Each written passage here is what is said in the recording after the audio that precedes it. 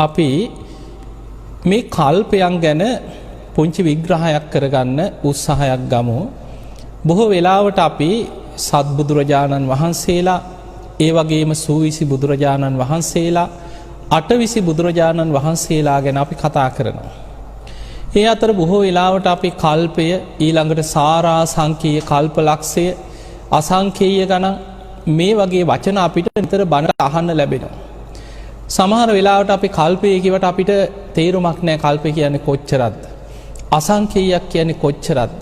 ඔය සාරාසංඛ්‍යීය කල්පලක්ෂය කියන්නේ කොච්චර කාලයක්ද? අපිට එහෙම දැනුමක් නැහැ. ඒ නිසා අපි චුට්ටක් මේ ගැන තේරුම් ගන්න උත්සාහයක් ගමු. මේ කාරණා අපිට තේරෙනකොට වැටහෙනකොට පින්වතුනි සංසාරය පිළිබඳ සසර බියක් උපදිනවා. බුදුරජාණන් වහන්සේ මේ ධර්මාවබෝධයේ පිණිස සද්ධාව ඇති වෙන්න නම් සසර දුක සංසාර බිය දකින්න ඕනේ බව බුදුරජාණන් වහන්සේ දේශනා කරනවා. ඒක උන්වහන්සේ පෙන්නන උපනිෂ කියන සූත්‍රයේ බුදුරජාණන් වහන්සේ වදාලා දුක්ඛූපනිසා සද්ධා. සද්ධාවට හේතුව තමයි සසර දුක, සංසාර බය.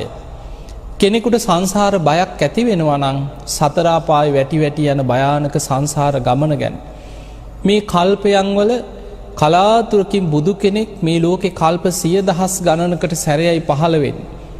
බුදු කෙනෙක්ගේ බණපදයක් අහනවා කියන්නේ කොච්චර දුර්ලභද? එතකොට මේ වගේ කාරණා වැටහෙනකොට තේරෙනකොටමයි කෙනෙකුට අප්‍රමාදීව ධර්මයේ කරා යන්න වමනාවක්, හැඟීමක්, ආසාවක් ඇති වෙන්නේ. ඉතින් ඒ නිසා අපි මේ කල්පය ගැන තේරුම් ගන්න උත්සාහයක් ගමු.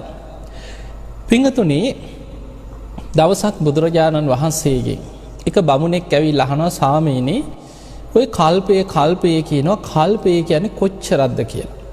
එතකොට මේ බමුණට බුදුරජාණන් වහන්සේ කල්පය උපමාවකින් කියනවා. ඒ වගේම තවත් භික්ෂූන් වහන්සේ නමකටත් කල්පය විග්‍රහ කරපු උපමාවක් තියෙනවා. මේ හැම අවස්ථාවෙම බුදුරජාණන් වහන්සේ පෙන්නනවා කල්පයට අවුරුදු වලින්. දැන් අපි ගණන් හදන්නේ අවුරුදු දෙන්නේ. අවුරුදු 100යි, 1000යි, ලක්ෂයයි. ඉලක්කම් වලින්, බිංදු ගණන් වලින් තමයි අපි සාමාන්‍යයෙන් යමක් තේරුම් ගන්න උත්සාහයක් ගන්න. හැබැයි බුදුරජාණන් වහන්සේ වදාලා කල්පයට අවුරුදු වලින් අවුරුදු 100යි, 1000යි, ලක්ෂයයි බිංදු ගානකින්, ඉලක්කමකින් කියන්න බැරි තරම් දීර්ඝයි කියනවා. එතකොට මේ බමුණ අහනවා, "ස්වාමීනි, එහෙමනම් එතකොට කල්පය අපි තේරුම් ගන්නත් එපා, ඉලක්කමකින් කියන්න බැරි නම් ස්වාමීනි අපි කොහොමද තේරුම් ගන්නෙ? අපිට තේරෙන උපමාවක් කියන්න" කියනවා. අන්න එතනදී බුදුරජාණන් වහන්සේ දේශනා කරනවා, "එහෙමනම් මෙන්න මෙහෙම දෙයක් හිතන්න" කියනවා. අපි හිතෙන් හිතා ගන්න කියනවා. යොදුනක් දිග, යොදුනක් පළල, යොදුනක් කුස විශාල ගල් පර්වතයක් හිතන්න කියනවා. එතන යොදුන කියලා කියන්නේ සැතපුම් 16ක් කියනවා. එතකොට කිලෝමීටර් ගානෙන් හිතා ගන්න ඕන නම් තවත් 1.6න් වැඩි කරලා හිතන්නකො. සාමාන්‍ය කිලෝමීටර් 25ක් විතර වගේ කියලා. එතකොට මේ වගේ යොදුනක් දිග, යොදුනක් පළල, යොදුනක් කුස විශාල ගල් පර්වතයක් තියෙනවා. මේ ගල් පර්වතයේ කුහර නැති, සිදුරු නැති, බොල් වෙච්ච නැති තනි කළු ගලක් කියලා හිතාගන්න. අවුරුදු 100කට එක වතාවක් යන්තම් කෙනෙක් සිනිදු සලුවකින් උඩින් පිහදාගෙන යනවා. ඒ කාලේ තිබ්බ වටිනාම සලුව, ඊටාම සිනිදුම සලු තමයි කසී සලු කියලා හඳුන්වන්නේ. ඉතින් බුදුරජාණන් වහන්සේ පෙන්නනවා, "මහණෙනි, යමෙක් හිතන්න කියව මේ උඩින් යනකොට අපි හිතමු කසී සලුවක් නිකන් ගෑවිගෙන යනවා කියලා. අන්න ඒ වගේ සලුවක් මේ ගල් පර්වතේ පිහදානවා කියලා හිතන්න. හැබැයි අවුරුදු 100කටම එක වතාවයි. ආයෙමත් අවුරුදු 100කට පස්සේ තවත් එක වතාවක් යන්තම් උඩින් පිහදාන. ආයෙමත් අවුරුදු 100කට පස්සේ එක වතාවක් උඩින් පිහදාන." බුදුරජාණන් වහන්සේ වදාළ, "මහණෙනි, වෙන කිසිම හේතුවක් නිසා නොවේ. අර පිස දැමීම නිසා මේ ගල් පර්වතය ගෙවිලා අවසන්ම වෙලා යන දවසක් එයිද කල්පය ඊටත් වඩා දීර්ඝයි කියලා හිතන්න" කියනවා. එතකොට ඔන්න අපිට නිකන් සාමාන්‍යයෙන් හිතෙනවා එහෙමනම් කල්පය කියන්නේ අපිට අවුරුදු වලින් බිංදු ගානකින් කියාගන්න බැරි තරම් දීර්ඝයි කියලා ටිකක් තේරෙනවා. තව උපමාවක් තියෙනවා. ඒකෙන් තව චුට්ටක් තේරුම් ගන්න පුළුවන්. මේ උපමාවේ බුදුරජාණන් වහන්සේ පෙන්නවා යොදුනක් දිග, අර වගේම සැතපුම් 16ක් දිගට, සැතපුම් 16ක් පළල, ඒ තරම් උස අබ කන්දක් හිතන්න කියනවා. අබෑට ඔබ දන්නවා පුංචිම අබෑටවල ප්‍රමාණය ඔබ දන්නවා. අවුරුදු 100කට අර විශාල අබ කන්දෙන් එක පුංචි අබෑටයක් අයින් කරනවා. ආයෙමත් අවුරුදු 100ක් ගත වුණාට පස්සේ තව එක අබෑටයක් අයින් කරනවා. තවත් අවුරුදු 100කට පස්සේ එක අබෑටයක් අයින් කරනවා. බුදුරජාණන් වහන්සේ වදාළ යම් කාලයක් එනවද ওই විශාලම අබ කන්ද අඩු වෙලා අර එක ඇටේ අයින් කිරීම නිසා අබ කන්ද අවසන් වෙන කාලයක් එයිද? කල්පේ වගේ කියලා හිතන්න කිය.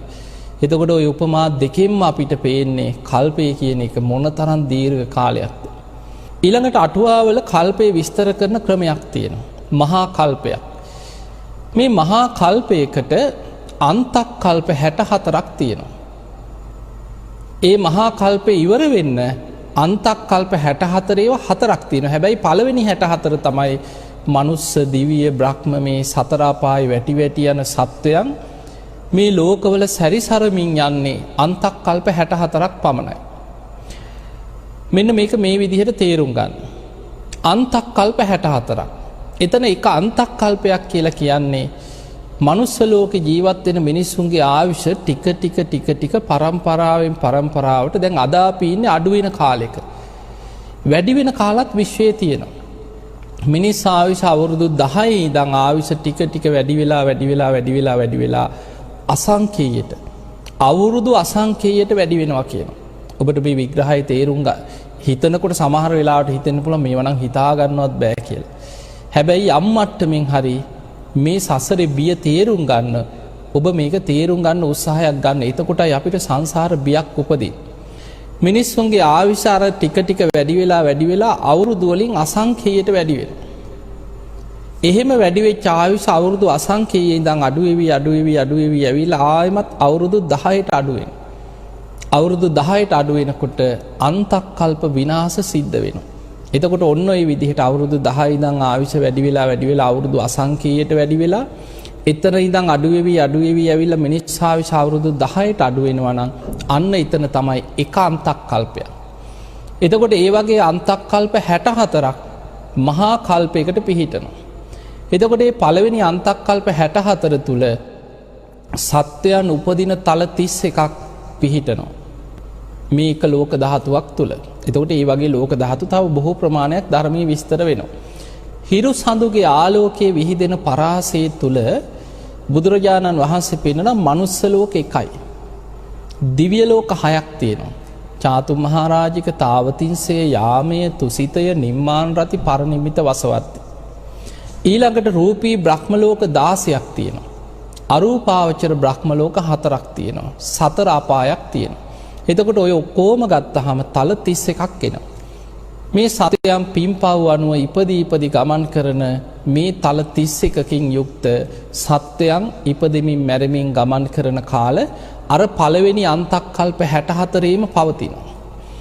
ඒ අන්තක් කල්ප 64 අවසන් වුණාට පස්සේ එතනින් එහාට තවත් අන්තක් කල්ප 64ක් තිස්සේ මේ විශ්වයත් ලෝක ධාතුත් විනාශ වෙමින් පවතිනවා. ඒක තමයි ඔබ අහලා ඇති සත්ත්‍ය සූර්යෝද්ගමන සූත්‍රයේ සඳහන් වෙනවා සූර්යාවිගේ තවත් ආලෝකයේ පෘථිවියට වැටෙන කාලයක් එනවා කියන්නේ. තව බොහෝ කාලයක් යනකොට තවත් සූර්යාවිගේ ආලෝකයේ වැටෙනවා. මෙහෙම ගිහිල්ලා මේ ඇල දොළ ගංගා හිඳිලා විශාල වැව් හිඳිලා මහා සාගරයේ පවා හිඳීගෙන ගිහිල්ලා මේ පෘථිවියත් ගිනිගෙන පුපුරලා විනාශ වෙලා මේ අකනිටා බඹලෝ දක්වා ගිනිදැල් විහිදෙනවා කියන මේ සියල්ල විනාශ වෙනවා. එතකොට මේ විනාශ වෙමින් පවතින කාලය අර මහා කල්පයේ දෙවනි අන්තක් කල්ප 64 පුරාම විනාශ වෙමින් පවතිනවා කියන. ඊට පස්සේ විනාශ වෙලා පවතිනවා තවත් අන්තක් කල්ප 64ක්. ඊට පස්සේ ආයෙමත් පෘථිවියක් සකස් වෙමින් ලෝක ධාතු පෙර පරිදිම සකස් වෙන්න තවත් අන්තක් කල්ප 64ක් යනවා. ඒ සකස් වෙන හැටි තමයි දීඝනිකායේ අග්ගඤ්ඤ සූත්‍රය විස්තර කරලා තියෙන්නේ. ඔබට මේ වචන කියනකොට ටික හරි මතක් වෙන්න ඕනේ. ඔබ අහලා ඇති අග්ගඤ්ඤ සූත්‍රය පෙන්නනවා මේ පෘථිවියක් ආයමත් හැදෙනකොට අර විනාශ වෙන්න පටන් ගන්නකොටම ලෝක ධාතු අකනිටා බඹලව දක්වා විනාශ වෙනවා. සතර අපායේ මනුස්ස මේ ඔක්කොම විනාශ වෙනකොට සත්වයන් ආබස්සර නමින් අහසේ පාවි ඉන්න කොටසක් බවට පත් වෙනවා කියන. එතකොට අර දෙවනි අන්තක් කල්ප 64, තුන්වෙනි අන්තක් කල්ප 64, හතරවෙනි අන්තක් කල්ප 64 ආයෙම පෘථුවියක් හැදෙන කම්ම මේ ලෝක ධාතු ආබස්සර නමින් අහසේ පාවි තමයි මේ විශ්වයේ සත්වයන් ගත කරන්නේ. එතකොට ආයෙමත් අර තුන්වෙනි අන්තක් කල්ප 64 මේක හැදෙනකොට ඉස්සල්ලාම හැදෙන පෘථුවිය කිරිවල යොදේ වගේ කියන. ඔබ අහලා ඇති. අර ආබස්සර නමින් අහසේ පාවි ඉන්න සත්වයන් මේ පෘථුවිය ඉස්සලා ආග්‍රහණය කරන රස පොළොවක් කියන. ඊට පස්සේ ටික ටික මේ පොළොව මට්ටමට ලං වෙලා අර පොළොවේ තියෙන මේ පෘථුවි රසය දිවගාලා බලන්න පුරුදු වෙනවා කියන. ආහාර කරගන්න. එතකොට ඒ අයගේ ශරීරය එන්න ගොරෝසු වෙලා අර අහසේ පාවි යන්න බැරි මට්ටමකට කය ඝන වෙනවා කියන. එතකොට ඔහොම ටික ටික මේ පෘථුවියක් හැදෙන හැටි මුලින්ම ආයෙමත් සකස් වෙනකොට ඒ පොළොවේ හටගන්න බීජ වර්ග ඔබ අහලා ඇති බදාලතා වැල් ඇල්වී කියලා හටගන්නවා කියන භූමි පපඩම් කියලා පොළොවෙන් පහළ වෙනවා කියන ආහාර වර්ග. එතකොට මේ වගේ දිග දේශනාවක් තියෙනවා. ඒක තියෙන්නේ අග්ගඤ්ඤ සූත්‍රයේ. එතකොට මෙන්න මේ දේශනා අහලා තියෙන කෙනෙකුට දැන් මේක ගලප ගන්න පුළුවන්. දැන් මම මේ කියවේ එක මහා කල්පයක ප්‍රමාණය. එතකොට එක මහා කල්පයකට අන්තක් කල්ප 64 ඒවා හතරක් තියෙනවා. හැබැයි පළවෙනි 64 විතරයි මනුස්ස දිව්‍ය බ්‍රහ්ම මේ සතර අපායවල එක්ක මේ සත්වයන් අපාය වැටි මෙහෙම යන කාල තියෙන. ඒ නිසා සාමාන්‍යයෙන් අර පළවෙනි 64 තමයි ගණනය වෙන්නේ. ඊට පස්සේ ඉතුරු ටික වෙන්නේ විනාශ වීමෙන් පවතිනවා. ආයි අන්තක් කල්ප 64ක් විනාශ වෙලා පවතිනවා. ආයි අන්තක් කල්ප 64ක් සකස් වෙමින් පවතිනවා. දැන් මෙන්න මේ සම්පූර්ණ අන්තක් කල්ප 64 ඒවා හතරක් කියන්නේ මහා කල්ප එකක් ඔය. එතකොට හිතන්න ඔබට දැන් මේ ටික අහගෙන ඉන්නකොටත් ඔළුව අවුල් වෙන්න පුළුවන්. ඔය එක අන්තක් කල්පයක ප්‍රමාණය. එක කල්පයක්.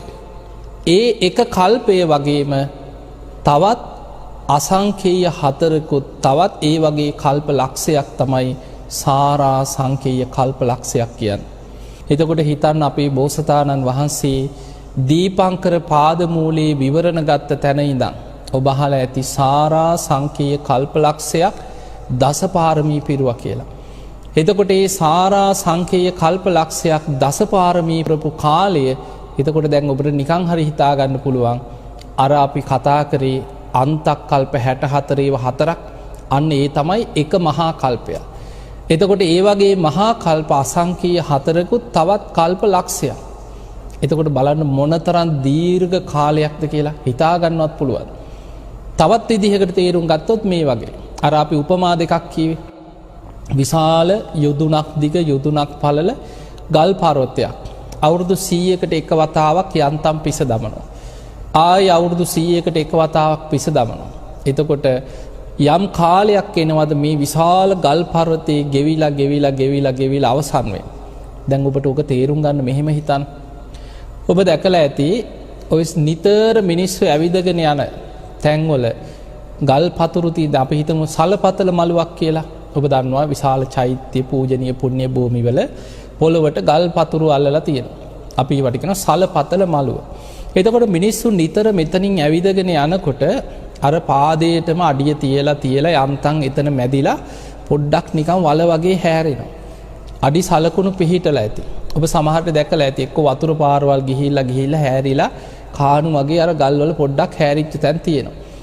එතකොට බලන්න එක ගලක් උඩ ගල් පතුරක් උඩින් පොඩි ප්‍රමාණයක් හරි නිකන් වල වගේ හැරෙන්න නම් කී වතාවක් කොච්චර මිනිස්සු එතන අඩිය තියලා යන්න ඕනද? පොඩි ප්‍රමාණයක් ගලක් ගෙවෙන්න. එතකොට හිතන්න මේ උපමාව විශාල යොදුනක් දිග යොදුනක් පළල යොදුනක් උස මේ විශාල ගල් පර්වතය කවුරුත් මේ ඇවිදලා ගෙවෙන කතාවක් නෙමෙයි මෙතන තියෙන්නේ. සිනිඳුම සලුවකින් යන්තම් උඩින් පිහදාලා අවුරුදු 100කට එක වතාවයි ඒක. ආයි අවුරුදු 100කට පස්සේ තමයි ආයි යන්තම් පිස දමන්නේ. එතකොට මේ වගේ හේතුවක් නිසා අර වගේ විශාල ගල් පර්වතයක් ගෙවෙන්න යම්තා කාලයක් ගත වෙයිද මහා කල්පයක් ඒ වගේ කියලා හිතන්න කි. එතකොට ඔබට ආයි ඒ උපමාවෙන් තේරුම් ගන්න පුළුවන් එවැනි මහා කල්ප අසංඛේය හතරකුත් තවත් කල්ප ලක්ෂයක් තමයි සාරා සංඛේය කල්ප ලක්ෂය කියන්නේ. අසංඛේය කියන්නේ කීයද කියන එක ඔය අටුවාවල බින්දු ගානකින් විස්තර 1.140ක් හැටියට විස්තර වෙනවා අසංඛේය. එතකොට හිතන්න ඒ වගේ අසංකේයේව හතරකුත් තවත් කල්ප ලක්ෂයක්. පිංගතුනි මේකේ අපි තේරුම් ගන්න ඕනේ තවත් භයානකම දෙයක් තමයි මේ සාරා සංකේය කල්ප ලක්ෂයේ තුල ලෝකේ පහළ වුණේ බුදුරජාණන් වහන්සේලා 24 නමක් විතරයි. අන්න ඒක තමයි අපිට තේරුම් ගත යුතු භයානකම දේ. සාරා සංකේය කල්ප ලක්ෂයකට මේ විශ්වයේ පහළ වෙන්නේ බුදුවරු 24 නමයි. අර කියපු මහා කල්ප අසංකේය බැගින් අවස්ථා 4ක් මේ විශ්වය බුද්ධ ශූන්‍යව තිබිලා තියෙනවා. එක බුදු කෙනෙක් පහළ වෙලා පිරිනිවන් පෑවට පස්සේ මහා කල්ප අසංකේයයක් බුද්ධ ශූන්‍යයි. ඒ කියන්නේ අර වගේ කල්ප 1.140ක් අසංකේයයක් කියන්නේ. බුද්ධ ශූන්‍යයි. බුදුවරු නෑ විශ්වයේ. බුද්ධ කියන වචනයක්වත් අහන්නවත් නැතුව එවැනි කාල විශ්වයේ ගෙවිලා යනවා. ඊළඟට කල්ප 10000 20000 බුද්ධ ශූන්‍යව ගෙවිච්ච කාල ගැන දේශනාවල සඳහන් වෙනවා. ඒ නිසා තමයි එදා මීට සාරා සංකේය කල්ප ලක්ෂයකට පෙර එකම කල්පේ බුදුවරු 4 නමක් පහළ වෙනවා. තණ්හංකර, මේදංකර, සරණංකර, දීපංකර කියලා 4 නමක් පහළ වුණා. අන්නේ 4 නමක් බුදුවරුන්ගෙන් 4 වෙනි බුදුරජාණන් වහන්සේ තමයි දීපංකර බුදුහාමුදුරුවෝ. ඒ දීපංකර බුදුරජාණන් වහන්සේගෙන් තමයි අපේ බෝසතාණන් වහන්සේ දා සුමේද තාපසයන් වහන්සේ හැටියට විවරණ ගත්තේ.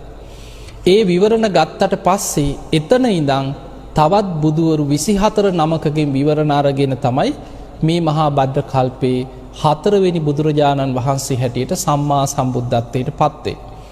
අන්න එතකොට ඔබ තේරුම් ගන්න එහෙමනම් එකම කල්පේ බුදුවරු 4 නමක් පහළ වුණා.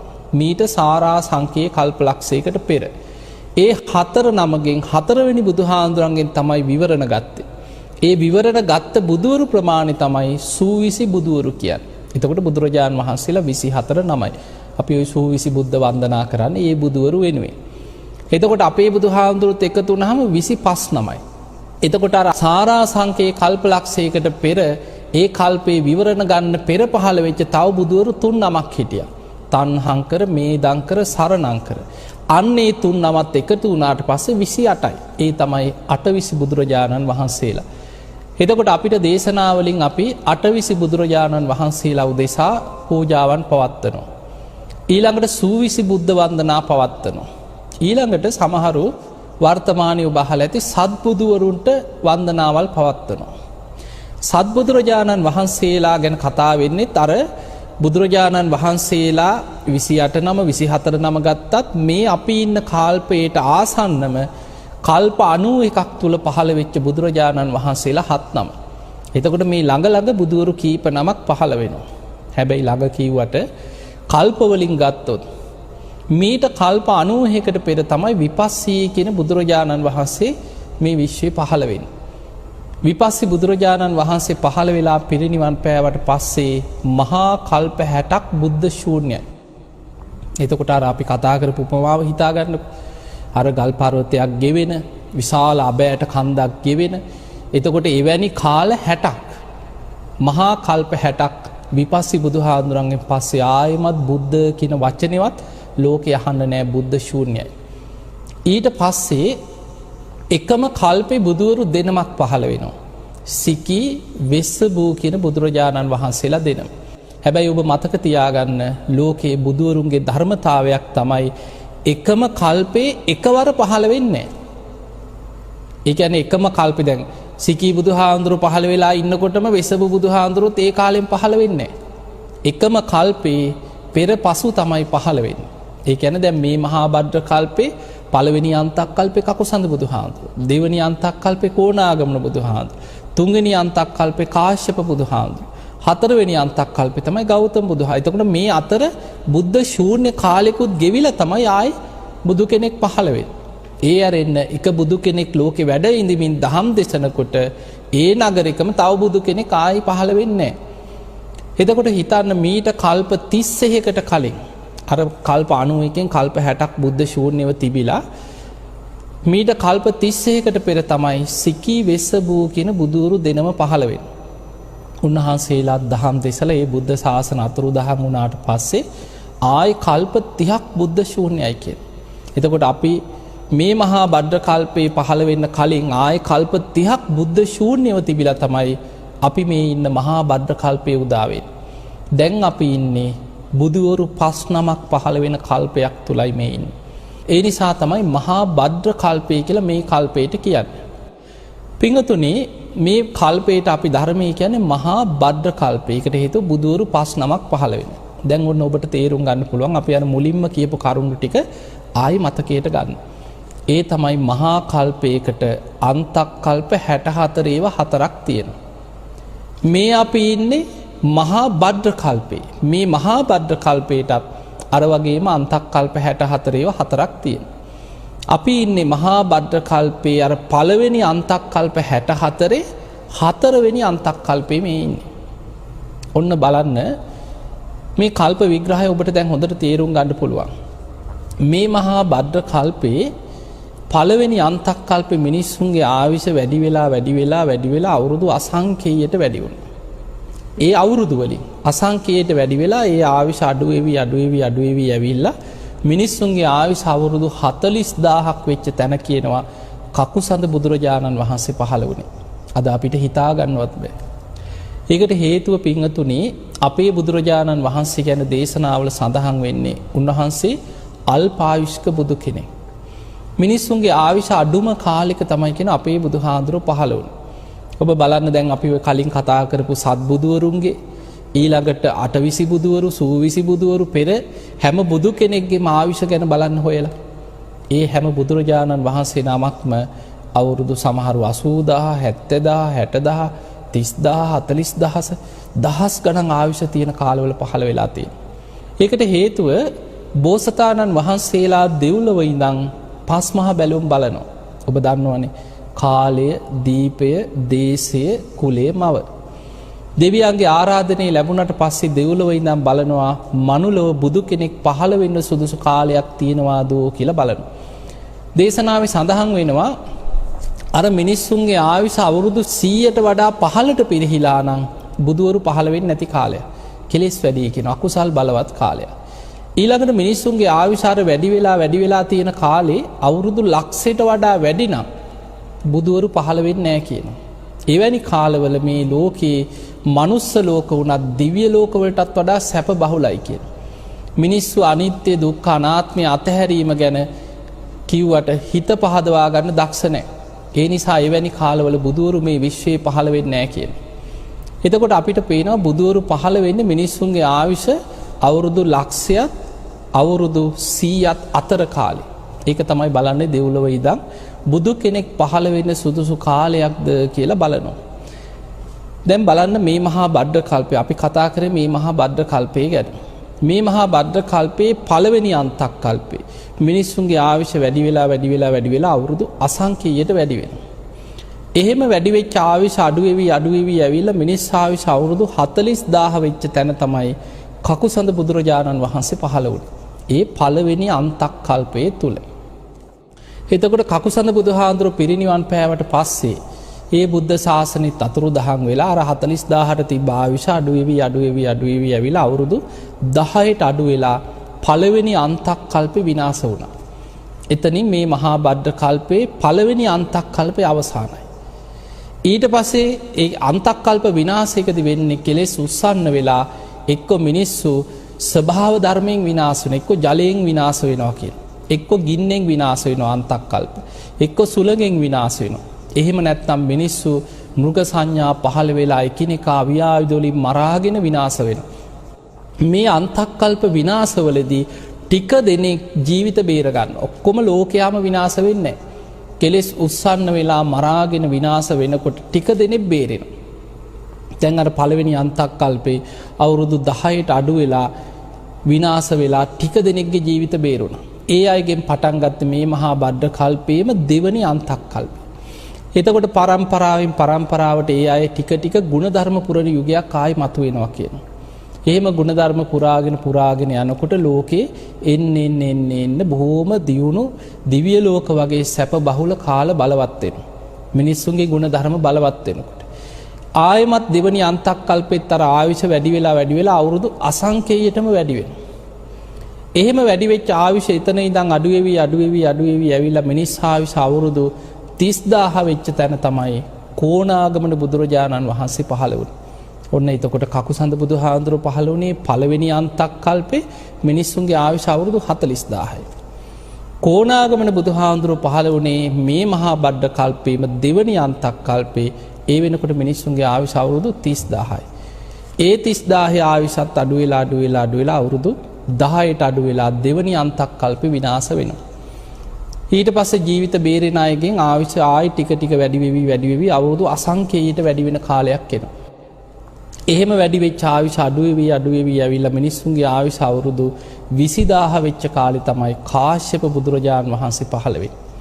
මේ මහා බද්ද කල්පයේ තුන්වෙනි බුදුහාඳුරු කාශ්‍යප බුදුහාඳුරු පහළ වෙනකොට මහා බද්ද කල්පයේ තුන්වෙනි අන්තක් කල්පේ මිනිස්සුන්ගේ ආයුෂ අවුරුදු 20000යි.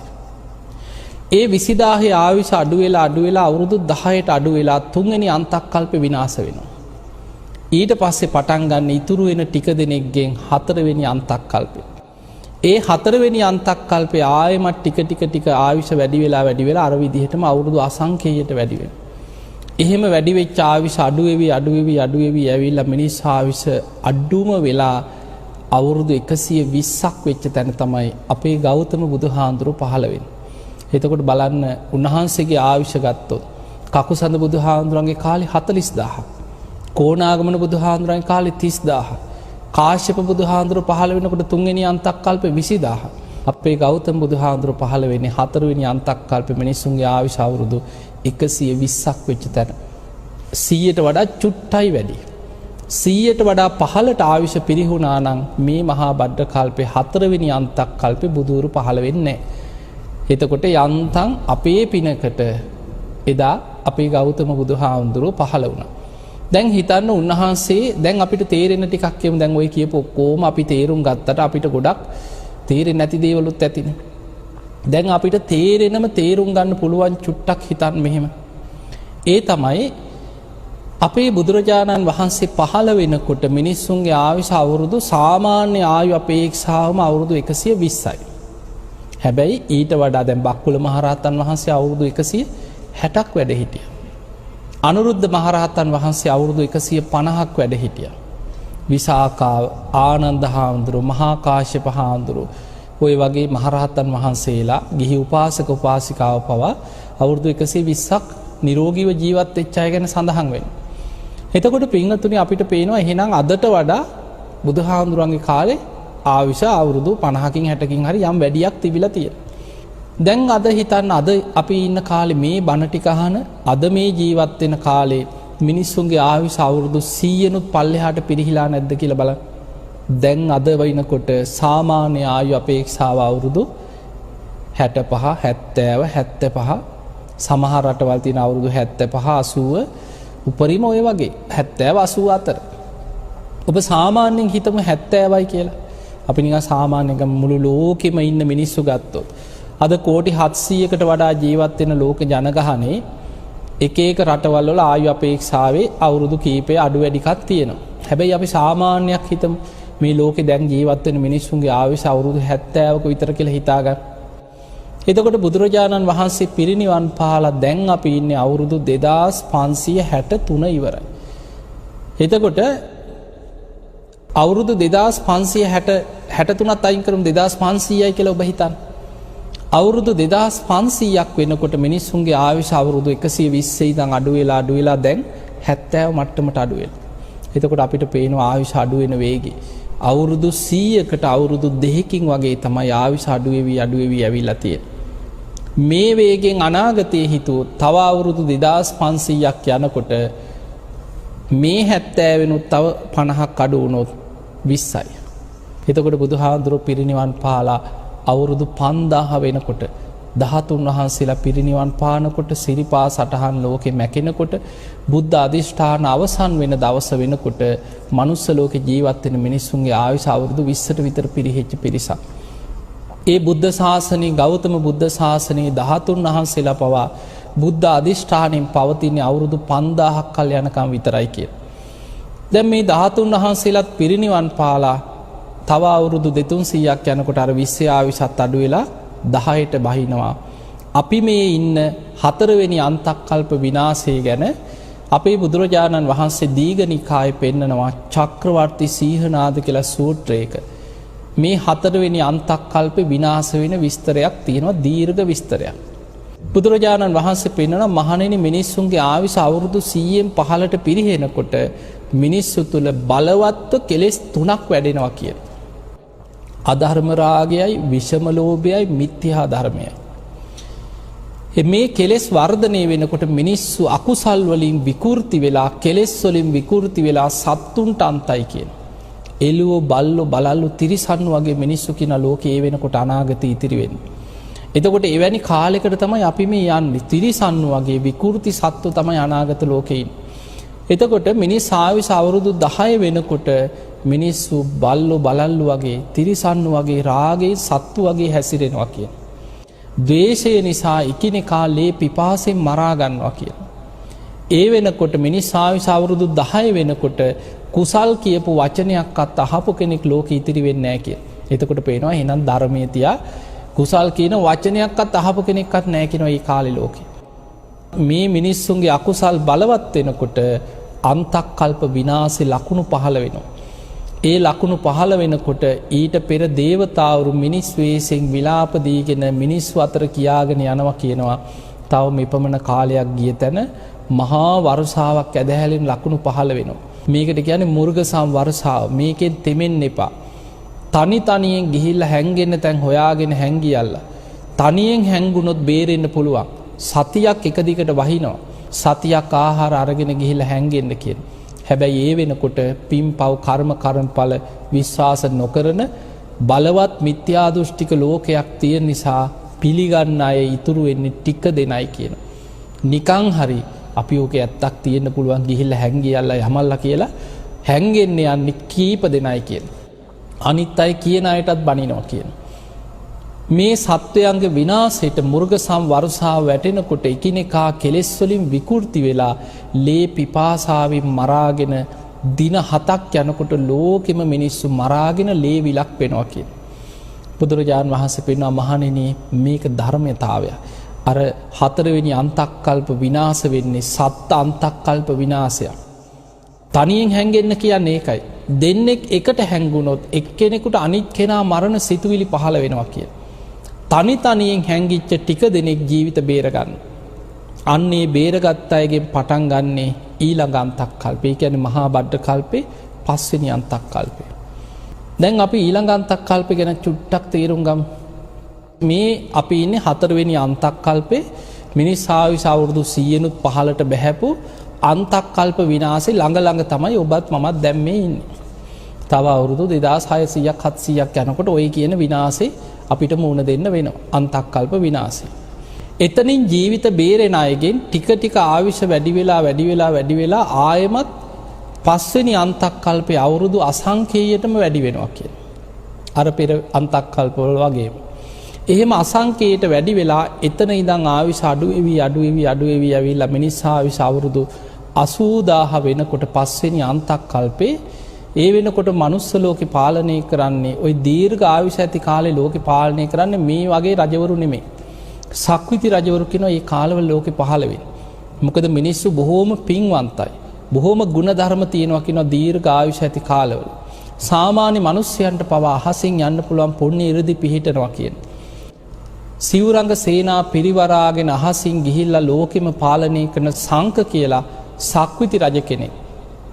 ඊළඟ අන්තක්කල්පේ 5 වෙනි අන්තක්කල්පේ මිනිස්සුන්ගේ ආයුෂ අවුරුදු 80000 වෙනකොට සංක කියන සක්විති රජුරු කියන ලෝකේ පාලනය කරන්නේ. අන්නේ සංක කියන සක්විති රජුරුවන්ගේ අග්‍ර පුරෝහිත බමුණා තමයි සුබ්‍රහ්ම බ්‍රාහ්මණතුමා. දේවිය තමයි බ්‍රහ්මවතී දේවිය. අන්නේ දෙන්නට දාව තමයි මෛත්‍රී බෝසතාණන් වහන්සේ දාට පහළ වෙන්නේ. එතකොට මෛත්‍රී බෝසතාණන් වහන්සේ පහළ වෙනකොට මිනිස්සුන්ගේ සාමාන්‍ය ආයුෂ අවුරුදු 80000ක් කියන.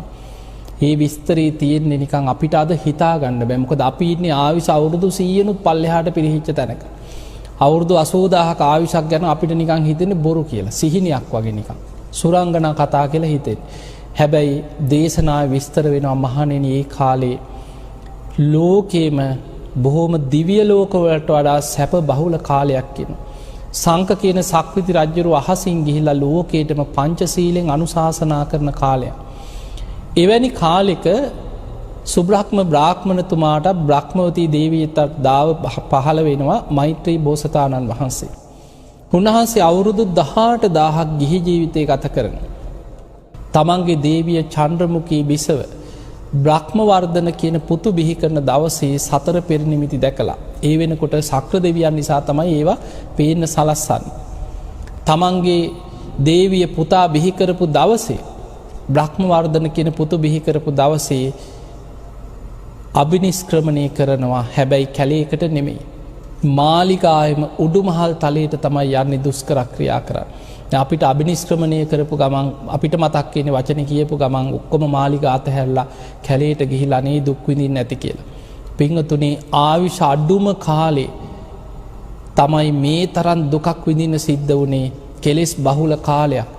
අපේ බුදුරජාණන් වහන්සේ තමයි මෙච්චර දුෂ්කර ක්‍රියා කරලා තියෙන්නේ.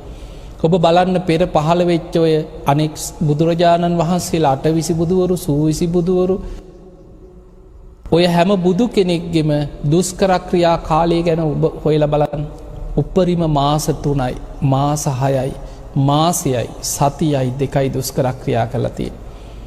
මිනිස් ආයුෂ අවුරුදු 80000 කාලේ අනාගතේ පහළ වෙන මෛත්‍රී බුදුහාඳුරෝ සතියයි කියන දුෂ්කර ක්‍රියා කරන්නේ. මාලිගාවෙම උඩුමහල් තලයට වෙලා සතියක් දුෂ්කර ක්‍රියා කරන. ඒ සතිය අවසන් වෙනකොට තමන්ගේ දේවිය චන්ද්‍රමුඛී බිසවම කිරිපිඩු හදාගෙන ඇවිල්ලා උඩුමහලේදී කිරිපිඩු පූජාව කරනවා.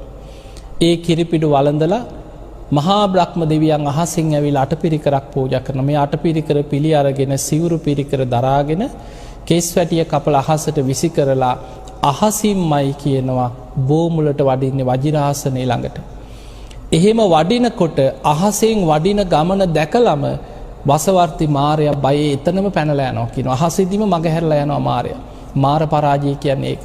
දැන් බලන්න අපේ බුදුහාඳුරන්ට මාරයා කොච්චර කරදර කරාද කියලා. වජිරාසනේ වැඩ ඉන්නකොට දසබිම්බරක් මාර සේනා පිරිවරාගෙන ගිරිමේකලා කියන ඇතුපිට නැගලා ඇවිල්ලා කොච්චරනම් හිරිහැර කරන්න හැදුවද. ආයුධ වර්ෂාවල් ගල් වර්ෂාවල් හෙන පුපුරනවා වගේ ගස් කඩාගෙන වැටෙනවා වගේ භයානක ශබ්ද ඇති කර කර වහාම ඔතනින් නැගිටින්න කියලා තර්ජනය කර කර උත්සාහ කරා. හැබැයි අනාගතේ මෛත්‍රී බෝසතාණන් වහන්සේ අහසින්ම වජිරාසනේ ළඟට වඩිනකොට උන්වහන්සේන ගමන වළක්වන්න හදන මාරයා අහසෙදීම පැරදිලා පලා යනවා කියලා. උන්වහන්සේ වජිරාසනේ මත වැඩ ඉඳලා පෙර බුදුවරු වගේ ආනාපාන සති භාවනාවෙන් රාත්‍රී පළවෙනි යාමේ පුබ්බේ නිවාසානුස්සති ඥානෙ, දෙවනි යාමේ චතුූපාත ඥානෙ, තුන්වෙනි යාමේ පටිච්ච සම්පාද විමසලා අවසන් වෙනකොටම හිමිදිරි උදෑසන අරුණෝදයස් සමගම කෙලෙසුන්ගෙන් මිදිලා සම්මා සම්බුද්ධත්වයට පත් වෙනවා. අනාගතේ මෛත්‍රී බුදුරජාණන් වහන්සේ පහළ වෙන්නේ ওই විදිහට. දැන් ඔන්න හිතන්න දැන් ඔබට මේ කියලා දුන්නේ මේ මහා බද්ද කල්පේ පළවෙනි අන්තක් කල්පේ කකුසඳ බුදුහාඳුරු. දෙවනි අන්තක් කල්පේ කෝණාගමන බුදුහාඳුරු. තුන්වෙනි අන්තක් කල්පේ කාශ්‍යප බුදුහාඳුරු. හතරවෙනි අන්තක් කල්පේ අඩුම ආයුෂක් තිබ්බ හරිය තමයි අපේ ගෞතම බුදුහාඳුරු පහළ වුණේ. ඊළඟට පස්වෙනි අන්තක් කල්පේ මෛත්‍රී බුදුහාඳුරු. එතනින් පස්සේ බුද්ධ ශූන්‍යව අන්තක් කල්ප 59ක් යනවා. මොකද මහා කල්පයකට අන්තක් කල්ප 64ක් තියෙනවා. එතකොට පළවෙනි අන්තක් කල්ප 5 තමයි කකුසඳ කෝණාගමන කාශ්‍යප ගෞතම මෛත්‍රී කියන බුදුරු 5 නම පහළ වෙන්නේ. ඊට පස්සේ අන්තක් කල්ප 59ක්ම බුද්ධ ශූන්‍යව අර විදිහට අසංකීයට වැඩි වෙනවා, අඩු වෙලා අවුරුදු 10ට අඩු වෙනවා, විනාශ වෙනවා. ආයිතුරු වෙන අයගෙන් ආයුෂ වැඩි වෙලා අසංකීයට වැඩි වෙන ওই විදිහට අන්තක් කල්ප 59ක් යනවා. ගිහිල්ලා එතනින් පස්සේ තියෙන්නේ මේ මහා බද්ද කල්පයේ විනාශ වෙමින් පවතින අන්තක් කල්ප 64. ඊට පස්සේ තියෙන්නේ විනාශ වෙලා පවතින අන්තක් කල්ප 64. ඊට පස්සේ තියෙන්නේ ආයමත් සකස් වෙමින් පවතින අන්තක් කල්ප 64. ඔය විදිහට අන්තක් කල්ප 64 ඒවා හතරම අවසන් වෙච්ච තැන තමයි මේ මහා බද්ද කල්පය කියන මහා කල්පය ඉවර වෙන්නේ. එතනින් එහාට තව විශ්වයේ කල්ප කීයක් බුද්ධ ශූන්‍යද කියලා අපි කවුරුත් දන්නේ නැහැ. අනාගත මෛත්‍රී බුදුහාඳුරු තමයි අනාගතයේ බුද්ධ ශූන්‍ය කල්ප ගැන පෙන්නන්නේ. එහෙමනම් අපිට පේනවා අපි මේ ජීවත් වෙන්නේ භයානකම කාලයක. මේ විශ්වය තුල භයානකම කාලයක්. හැබැයි අපිට මිනිස්සුන්ගේ ආයුෂ අවුරුදු 100න් 15ට පිරිහිච්ච තැනක ඉඳන් හරි යන්තම් බණපදයක් අහන්න පිනක් තිබ්බා. ඒ නිසා මේ විශ්වය තුල බුදු කෙනෙක්ගේ බුද්ධ කියන වචනේ පවා අහන්න ලැබෙන එක ඉතාම දුර්ලභයි. එවැනි දුර්ලභ බුදු කෙනෙක්ගේ බුද්ධ වචනයක් බණපදයක් අහන්න ලැබෙන වෙලාවේ ඔබ ලෝකෙ කොහේ හිටියත් ධර්මයේ දියුණු කරගන්න උත්සාහයක් ගන්න. අප්‍රමාදී වෙන්න. සද්ධාව දියුණු කරගන්න. සීල ගුණ දහම් රකින්න. අපාය බය දකින්න. මරණ සතිය වඩන්න. අප්‍රමාදීව ධර්මයේ දියුණු කරගන්න උත්සාහයක් ගන්න. ඉතින් ඔබ හැම දිනාටම අද මේ කල්ප විග්‍රහයත් එක්ක අටවිසි බුදුවරු, සූවිසි බුදුහාමුදුරුවෝ, සත්බුදුවරු, ඒ වගේ මහා කල්පයේ තුල බුදුවරුන්ගේ පහළ වෙච්ච ආකාරයේ බුද්ධ ශූන්‍ය කල්පවල ස්වභාවයත් සංසාර බයත් ගැනයි ඔබට මේ දේශනාවේදී විස්තර කරලා දුන්නේ. ඉතින් මේ ධර්මානුශාසනාවෙන් ඔබ හැම දිනාටම අප්‍රමාදීව ධර්මයේම දියුණු කරගන්න වීරිය, නුවණ, ශක්තිය, හැකියාව, වාසනාවම ලැබේවා ලැබේවා ලැබේවා කියලා අපි ඔබට ආශිර්වාද කරනවා. විශේෂයෙන්ම සියලු දෙවියෝ සාදුකාර දීදී මේ පින් අනුමෝදන් වෙත්වා.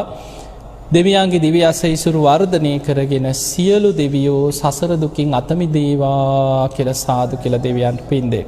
ඒ සියලු දෙවියන්ගේ පිහිට රැකවරණ ආශිර්වාදේ ලක්වාසී ලෝවාසී ඔබ හැම දිනාටමත් ලැබේවා ලැබේවා කියලා අපි ආශිර්වාද කරනවා.